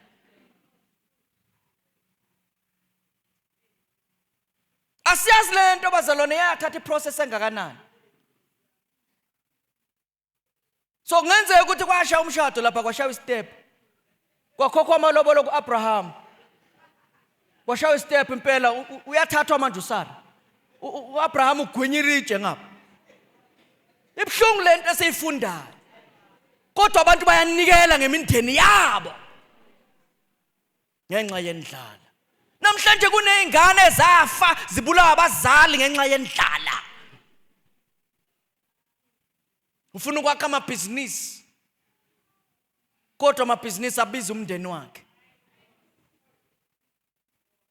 Kunama families othi na ubheka ubona ukuthi hayi man lento inesiqalekiso le. Why abantwana bala bonke bafane? Banesimo esifanayo, bonke banesimo esifanayo. There's something happening. Kanti kungenzeka into ephekiwe embusweni obumnyama ngoba kunomuntu owavula umnyango ngenxa yokufuna imali. Phasa le test mntana kaNkulunkulu. Bengithi phasa le test ngegama lika Jesu. Phasa I test, famine test. Phasa le test. Eish. Uyazi kune test la. Eku chapter 14. Verse number 11 to 16. Mhlamba sidlule nje kuyo kancane. Ngenxa yesikhathi sethu sidlule kuyo kancane nje mhlambe singamane sipake kulelandelayo. Chapter number 11. Chapter 14 verse number 11. Kwakhona impi bazalwane. Mhlamba ngiqale ngale test. Kune fellowship test ka chapter 13. I-test eyenzeka between uAbraham noLot. Ngoba lithi iBhayibheli chapter number 13 lithi iBhayibheli bathi mabephuma eGibhithe sebenemfuyo becebile noLot naye wayecebile. Bese lithi iBhayibheli kwaba khona ukuxabana phakathi kuka Abraham kweyingceko zika Abraham nezingceko zika Lot ngenxa yokuthi imfuyo iningi so sekuyabangiswana baminyene. Kuthi Abraham weza kuLot wathi masingaxabani ngoba singabazalwane. Wayiphasa lo test. Wathi khetha. Uma ngabe mina wena uya le mina ngiya le. Mangabe uya ka left ngiya ka right. Mawe ka right ya left khetha. Kuthiwa uLot waqalaza wabheka eSodoma walibona ukuthi lihle wathi hayi mina ngizoshona ngapha ngaseSodoma ngoba belibukeka lilihle emehlweni. Kodwa Abraham wayiphasa le test yokuthi masingaxabani. Wayiphasa le test. Nikhona abazalwane? Masingaxabani. Ngoba uLot ukhohliwe ukuthi ubusiseke ngenxa yokuconnecta noAbraham. Akazi ukuthi i-proof noma mhlambe i-insurance anayo ukuba connected to this man or blessed by God. Uma yena disconnecta akazi ukuthi kunqamuka nesibusiso. Ingcebo bazalwane ayisisibusiso, ingcebo ingaba yiproof yesibusiso. Kodwa umuntu obusisekile ungambuki ngaphandle ucabanga ukuthi uzobona enako konke bese uthi blessed. Ngoba lento kaNkulunkulu inakho ukuthi iqale ngaphakathi. Umuntu mekubuka ngaphandle acabanga ukuthi awunalutho kanti loaded. So kunabantu othina uhlangana nabo babusiseke kanti wena obusisekile. So uLot uyayikhohlwa lonto. Uvumela ukuthi kube khona iconflict ngenxa yakhe nemfuyo yakhe. Kanti kwakufanele ukhuze izisebenzi zakhe athi ningenzi kanjani. Ngilento engiyiyo kungenxa ukuhlangana nalo baba lo. Nikhona abazalwane. So uLot wabona ukuthi hayi now I can stand for myself. Umuntu oblessed ke bazalwane umbona la. Akathi umekhetha afune a best place. Umuntu oblessed akafuni a best place. Ngoba umuntu oblessed uyazi ukuthi noma ngaye endaweni eWest it can change because of my presence. So umuntu obusisekile noma ungambeka phi he will survive. Umuntu ongabusiswanga udepende ezimweni ingakho bayaqalaza abantu. Befuna amadlelo alihlaza bengazi ukuthi uma ufuna amadlelo alihlaza uzolimala. Ngoba alihlaza namhlanje utshani bazalwane bonke utshani in a space of 12 months beyashintsha ikhala. So amadlelo angabahlaza manje wena ugijime kuwo kanti awazi ukuthi la uyakhona uyofika amadlelo afika shintshe. Kodwa umuntu obusisekile ngisho amadlelo engekho hlaza lokuthi ublessed yena uyakwazi ukuqhubeka phile. So that's why you need a blessing more than possessions. Nikhona bazalwane, you need a blessing more than possessions ngoba izinto ziyaphela kodwa isibusisa sipheli. Ngithanda into yasho uJakob wathi ngeke nguye kungakangibusisi. Usho unengcebo manje, unemfuyo eningi, unomndeni omningi kodwa uyabona ukuthi kunento engishoda ngayo ngoba zonke lezi zinto enginazo zingaphela. Umntana kaNkulunkulu, uNkulunkulu akusize. Uthi uma usubonakala ngathi ubusisekile ungaqhoshi kanti awusekho esibusisweni. Umuntu onesibusiso noma ungamthatha umsehlane, ihlane liyawushintsha ngoba lishintshwa into ekuye. That's why mntana kaNkulunkulu asibi novalo ngefuture. Asinandaba thina noma bangakhuluma indaba ezimbi kangakanani endabeni ku-SABC bakhuluma ukuthi kuzoyenzakalani ngenxa yento abayibona akusithusi. Yini kungasithusi sithemba into esayinikwa. Nikhona bazalwane ukuthi lento esayinikwa it is able to create what is not visible and make it visible. Sibizo kungekho kwangathi kukhona. So asinangxaki ukuthi isimo sinjani. Asingeke sihambe siyofuna amadlelo alihlaza sihambe siwafuna cha. Amadlelo siyakhandela. Bengithi siyakhandela. So uLoti wakhetha le ndawo waya khona kanti kuAbraham was a test and mefika lapha ya uLoti wayengazi ukuthi mefika kula ndawo kuzoba nempi. Uma ifika impi ihlasela iSodoma neGomora lathunjwa lonke kwathathwa noLoti. Yazi khona abantu abashaywa izinto ebezingazanga kubo. Ngithi kunabantu abashaywa izinto ebezingazanga kubo. uLoti wayengeke athathwe uma ngabe engazange akhethe ukuya. Khona indawo ongayibheka ngamehlo enyama uyikhethe wena uthi hayi ngizoya lapha kungcono lapha. Awazi ukuthi uyendaweni ezothi ufika ushawe izinto ebezizobashaya. Wena bewungabalwanga kodwa uzikhethela ukuya zifike zikushaya into zakhona. So uLoti uzithola ethunjwa yena, ethunjwa nomndeni wakhe, kuthunjwa nemfuyo yakhe wazithola ngala nix. Just nokukhetha indawo. It is so critical. So critical. Kusikhathe traffic. Abanye bayale, abanye bayale. It is so critical to choose. Ngithi abanye bayale. Abanye bayale. But it is so critical to choose the right place. Ngoba ezinye indawo impi seduze. Kodwa amadlela alihlaza. Impi seduze ingathi impilo inde wena net wangena nje wangena bese impi yaqala ushawe izinto ongazange ukuthi Nkosi yami bengifunani la ene impi ozithola ungena kuyo ikhoswe yini ukuthi uvumele istrive wavumela umoya okwenza ungabi right wakwenza wathi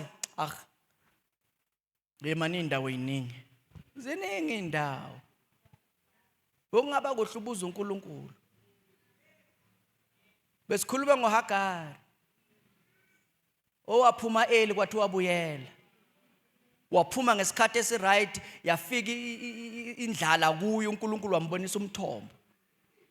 So uLoti uzithola kuba nempi. So impi leyo uma betshela uAbraham ukuthi kunempi ehlasele and uLoti uthathiwe uAbraham wangena etesting also itest yokulwa impi efaka uLoti asifundeke le ndawana chapter 14 verse number 17 Asifundele elandelayo. Chapter 14 verse. Simiyeke ule 11, siyamiyeka 11. That is a war test. Abraham wafika wamnqobela. So uLot noma wayezikhethele wrong, but uAbraham wangaba bitter. Wafika wanqoba. Uma bebuye kunqobeni, sebanqobele kuqala le ndaba ku verse number 17 chapter 14 kuthiwa emva kokubuya kwakhe ekunqobeni uAbraham kukhadelela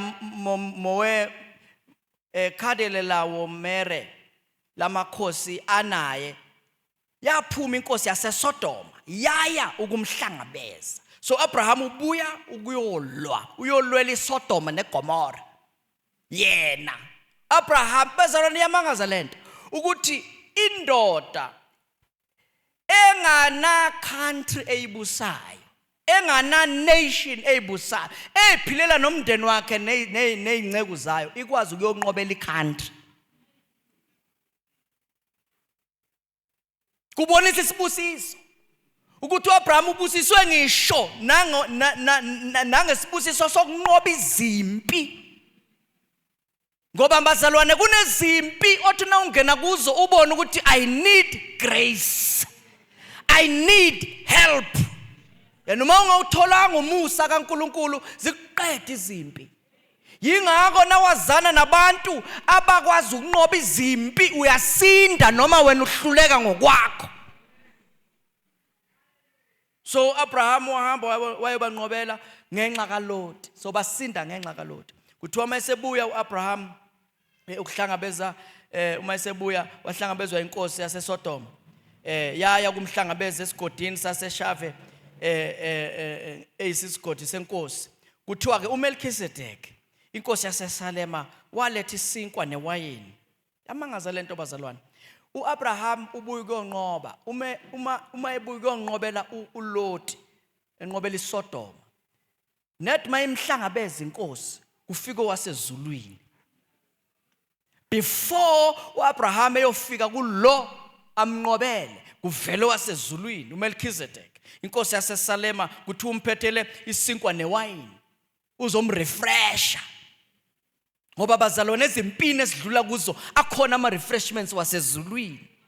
Ngithi akhona ama refreshments avela kuNkulunkulu ezimpini edlula kuzo. Uma ulwele ukuzinqoba uzowubona umusa kaNkulunkulu. Kuthiwa engumpriest kaNkulunkulu ophezulu konke kuthiwa wambusisa. So uAbraham bazalwane yangixaka lento uNkulunkulu uthe phuma ezweni lakini I will bless you. Manje uthola ama test and njoba thola ama test sekule test yokulwa izimpi sekuvela wasezulwini ozobusisa uAbraham.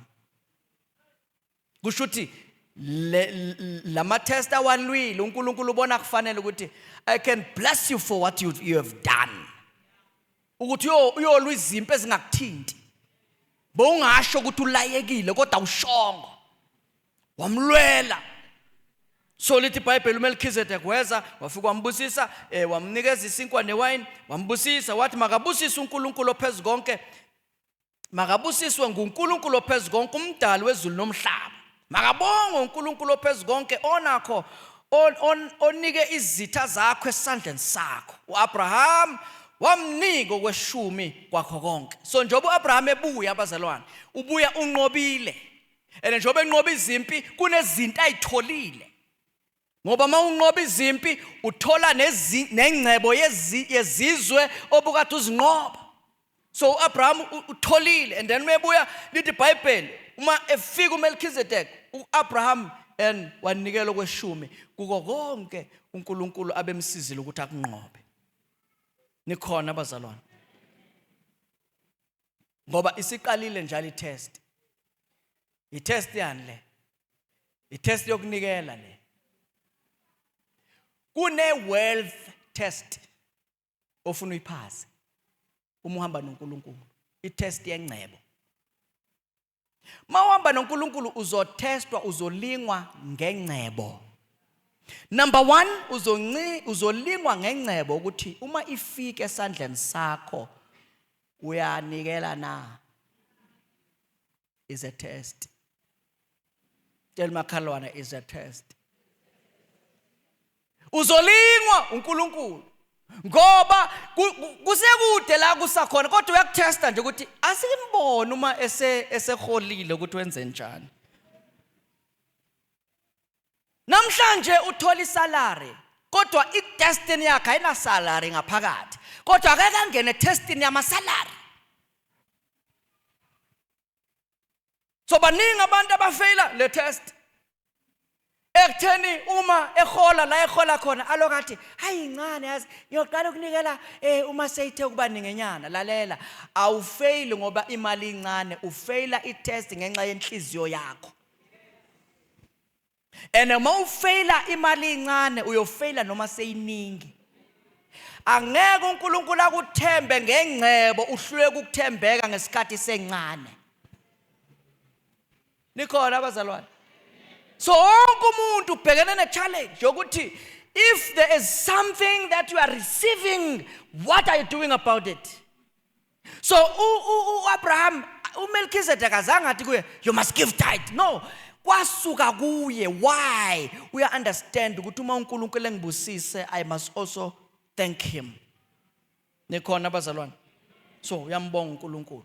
So i-wealth test ivela ngendlela ezimbili. Number 1, ivela ngokunikela ingcebo. So nangabe nje unengxaki lapho wazi ukuthi uyafeyila ngempela dezimali. Unengxaki. Tshela makhelwane na ufeyila lapho unengxaki. Uyazi ukuthi enye yezinto abazalwane esenza sibe nesibindi sokuya kuNkulunkulu siyocela yindaba. Ukuthi siyanikela. Yeah, umuntu onganikela kana sibindi sokuyocela ngoba ngithi uyantshontsha. Akana danki. So mase shayekile, that's why akakwazi uba nesibindi ayi kuNkulunkulu athi baba bengicela ngoba ushawa uguilty. Angamana ayoboleka kubangani bakhe ora ayokumashonisa. Angayi kuNkulunkulu. Ufeyila le test. Nikhona abazalwane? So kuthiwa uAbraham wamnikela okweshumi. Abraham wanikela kuMelchizedek okweshumi. Nikhona abazalwane? Right. Kade sifunda kuliphi verse? Verse number bani? Verse bani? 23. Verse 20. Makabonga uNkulunkulu ophezu konke onikela izitha zakho esandleni sakho. Abraham wamnika okweshumi kwakho konke. Inkosi yaseSodoma yathi kuAbraham, ngiphe abantu uzithathele impahla. Uyayizwa? Uyayizwa mntana kaNkulunkulu? uAbraham uqeda ukunqoba. So njengoba enqobile iSodoma ineimpahla zayo ebezikade zithathiwe kwathathwa nabantu. So uAbraham njengoba enqobile ubuya nazo zonke izinto ebezithathelwe iSodoma plus nabantu. So manje uphinde wathatha nezinto zezitha ebekade elwa nazo. So njoba ephambi kukaMelchizedek uAbraham unikela okweshumi ezintweni azinqobe ezitheni. Angazi noma uyayizwa lento. Then umeqeda ngoba uhlangana noMelchizedek kuqala. Mayeqeda kufika inkosi yaseSodoma ithi kuye, "Hey ndoda ngifuna ukubonga. Phela wena usilwele wasiza sihluleka. So nginike nje abantu kuphela thatha yonke impahla." Sase iwealth test njalo mntana kaNkulunkulu. Thatha yonke impahla. So asifuni lutho sizama ukubonga ndoda usincedile ungasinikezi impahla ebithathwe kithi ithatha. Kepha uAbraham wathi enkosini yaseSodoma,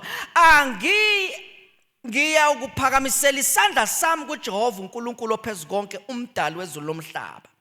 Ngithi angiyukuthatha umucwana nomchilo wesicathulo nokunye okwakho ukuba ungasho ukuthi ngamcebisa uAbraham. Kuphela lokho esikudlile izinceku nesabelo samadoda ayehamba nami.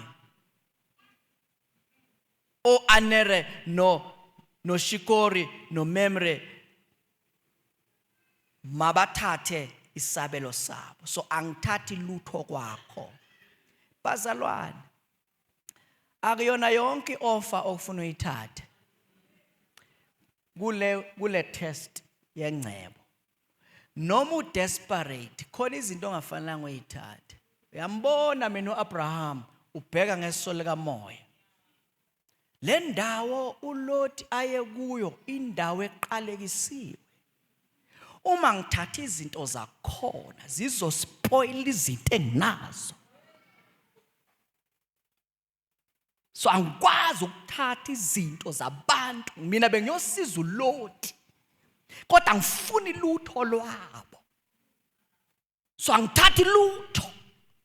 Kusho ukuthi basize free of charge. Ngazi ukuthi uAbraham bekabuka ifuture athi hayi lizawubhubhiswa maduze iSodoma. Ngoba liye labhubhiswa abazalwane iSodoma. Uma ngabe wayithathile ingcebo yakhona awucabanga ukuthi bekangaba affected. Kuneyimali mntana kaNkulunkulu okungafanelanga uzihalele ngenxa yendlela eziza ngayo. Yingakho awufanelanga ukujabulela ukuthi udlile ungabuzi ukuthi lo othenga lesinkwa ngoba kasebenzi uyithathaphi.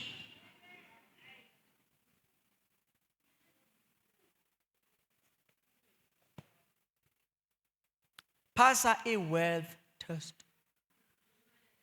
I-test yengcebo. Uyiphasa kabili. Lokho uNkulunkulu akupha kona, you give. Lokho uSathane afuna ukukupha kona, you refuse. Kunama offer osazohlangana nawo kule ndlela yokukholwa.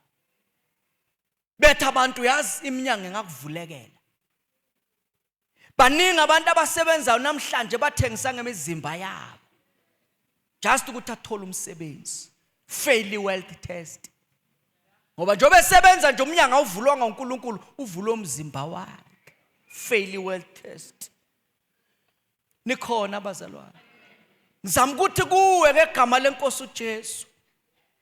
Lezi zinto na uzifaila, you are robbing your destiny. You are robbing your future. Bazalwane, uJesu usemnyango. uJesu uyabuya. Ezinye zezinto lezi ayihlola kithi. Ukuthi inhliziyo yakho mekubusisa, ibusisa zibambi yini inhliziyo yakho. Uhlale ibusisweni ukhohlwe umbusisi.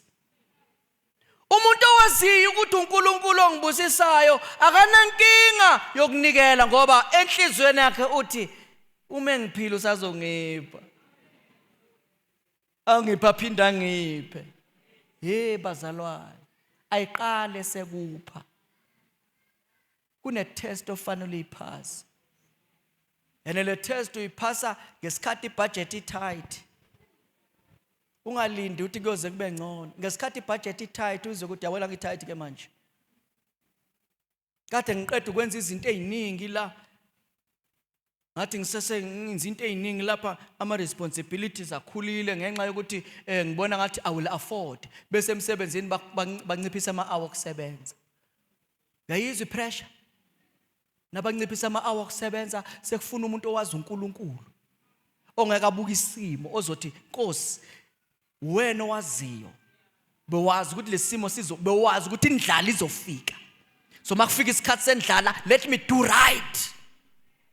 Nikhona abazalwane. Ungavuma ukufelela ama test ngoba kunezimo ongeke ukwazi ukuyinqoba in future ngenxa yale yokuthi awunasibindi sokuyoma phambi kwaNkulunkulu and plead your case ngoba uguilty. Into kanembezi deep kanjani? Umuntu ongenzi kahle uyazazi. Ngisho ethulile nje. Uyazazi ukuthi hey mari yabona lapha akenzanga kahle lapha. Into engikuncengela yona qala kabusha. Bengithi qala kabusha. Egameni lenkosi uJesu. Asivala amehlo sizothandaza abazalwane. Asivala amehlo sizothandaza. Asivala amehlo sizothandaza. Sovela amehlo sothandaza. Abraham wabizwa uNkulunkulu bazalwane. Ngesikhathi uNkulunkulu esembhalisa final exam. Their final exam is a type of Christ. For God so loved the world that he gave his only son, that whosoever believes in him should not perish but have everlasting life. Abraham kwathi wanikele ngendodana yakhe. Okwathi umethi uyazama ukuthi amhlabe wathi uNkulunkulu don't do it because it's only God who can do it. Nikhona bazalwane. Namhlanje ngizothandaza nomuntu othi inkosi uJesu akungisize nami. Ngoba iplan lakho noNkulunkulu ngeke liqale noma wena ukhona emhlabeni is because of God, but ngeke liqale iplan ungakamamukela uJesu. Siwavalile sonke amehlo makukhona la namhlanje uthi mfundisi ithandaza nami bengicela nje uphakamisa isandla sakho masinya cela ukuthandaza nawe la ukhona uthi Nkosi siza impilo yami ngifuna ukuqala kabusha ngifuna ukuqala uhambo olusha. Phamisa isandla ngesibone uNkulunkulu akubusise usiphamise kakhulu ngiyabona abantwana bayaphakamisa uNkulunkulu akubusise akubusise nawe akubusise ngiyasibona esinye isandla ngiyasibona isandla thank you so much ma uNkulunkulu akubusise umuntu othi namhlanje I want to start afresh uDisemba eqala ngifuna ukuqala uhambo olusha phamisa kakhulu isandla sakho ngesibone uNkulunkulu akubusise wena ophakamisile ake usukuma ume ngeenyawo zakho la ukhona cela ukuthandaza nawe sukuma nje ume ngeenyawo siyathandaza sukuma ume ngeenyawo thank you so much sukuma ume ngeenyawo zakho ngicela ume ngeenyawo siyathandaza nawe uNkulunkulu akubusise thatha esinye isinyathelo sondela uze la ngaphambili cela ukuthandaza nawe namhlanje sondela uze la ngaphambili sondela nje uzoma nami la ngaphambili amukela uJesu abe inkosi nomsindisi kumalikhala icilongo balwa nabantu abayomhlangabeza uJesu indlela yethu iyophelela mhla simbona face to face sondela sizothandaza imanami khona la ngaphambili imanami khona la uNkulunkulu anibusise kakhulu uNkulunkulu akubusise noma ngabe uphakamisanga kodwa uyayizwa le ndaba iyakuhlaba sondela masinya ungasali ngaphandle phuthuma sizothandaza phuthuma sizothandaza thank you so much bhekani ngakimi bantwana bekubheka ngakimi thank you so much bheka ngakimi kwaze kwamnandi ukubona nabantwana bekhona ngaphambili egameni lenkosi uJesu ngiyacela wena ola ngaphambili uphakamise izandla zakho zombili ngicela usho lo mthandazo emva kwami uthi inkosi uJesu ngiza kuwe ngiyavuma ukuthi wena uyinkosi nomsindisi wempilo yami namhlanje ngiyazinikela kuwe ngethethelele zonke izono zami ihlanze impilo yami ngiyayivula inhliziyo yami ngena Nkosi uJesu ungisindise ungigcwalise ngamandla ngamoya ongcwele ngiphile kulomhlaba nginobudlelwane nawe bhala igama lami encwadini yokuphila ukusuka namhlanje ngingowakho insuku zonke zokuphila kwami ngiphi indlebe yokulizwa iphimbo lakho ngiphi inhliziyo yokulithobela izwi lakho ngipha amandla okwenza intando yakho egameni lenkosi yethu Jesu amen.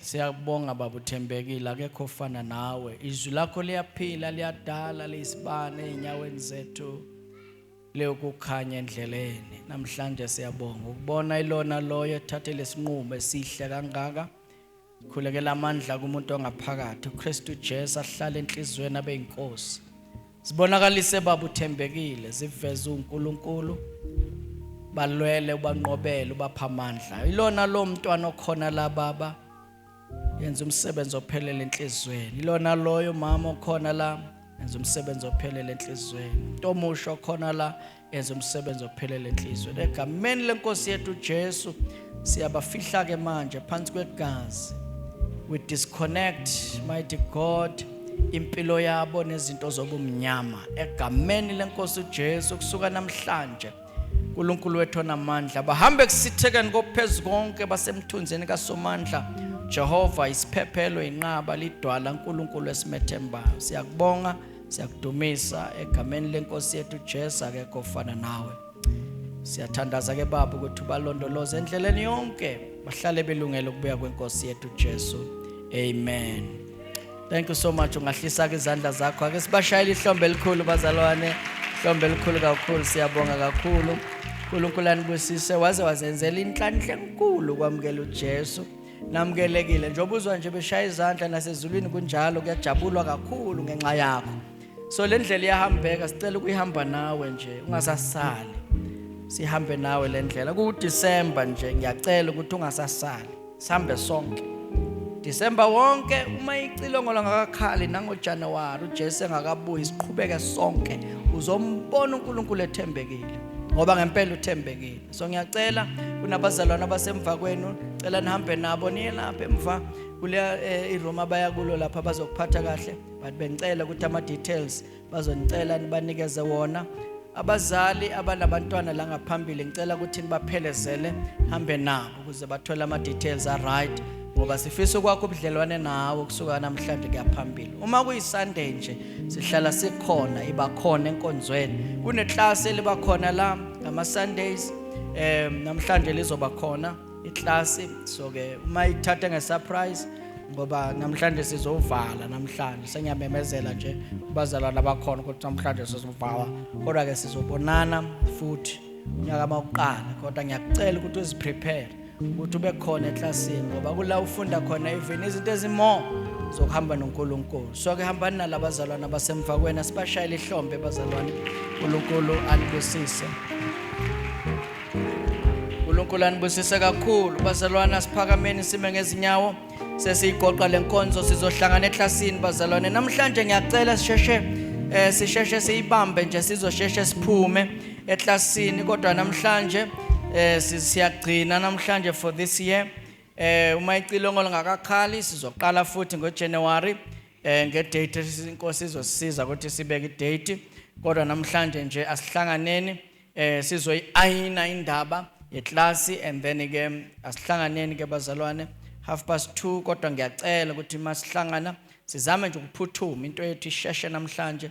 Ngiyafisa ukusheshe ke sinikhulule egameni lenkosi uJesu. Tuesday umthandazo ukhona, Thursday umthandazo ukhona.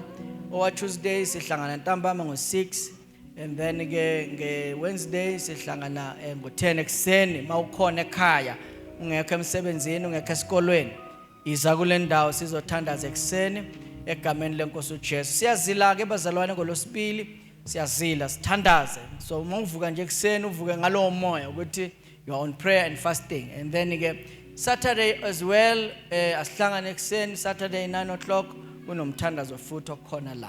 So ngiyacela ke uNkulunkulu anibusise egameni lenkosi uJesu. Asiphakamiseni izandla ke bazalwane, samukele sibusise sivele enkosini. Baba ilona loyo njobe ephakamisile nje izandla, wena awusabuka izandla kodwa ubheka inhliziyo.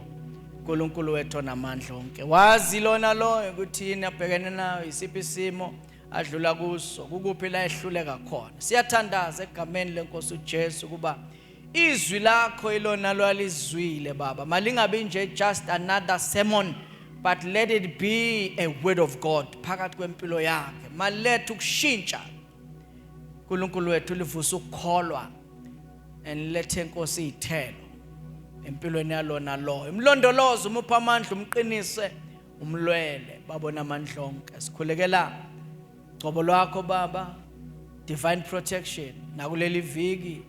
Simi ezwini lakho Baba, uyohlezi kusithekeni kophezu konke owakhile osemthunzini kaSomandla. Jehova isiphephelo sami nenqaba yami, uNkulunkulu engimethembayo. Uyasikhipha wena ogibeni lomcuphi Baba, badameni olubhubhisayo. Awuvumi ngathi nokuba unyawo lwethu lushelele, siyabonga. Busisa abangcwele bakho, uyalezi ingilosi hambe nabo endleleni zonke.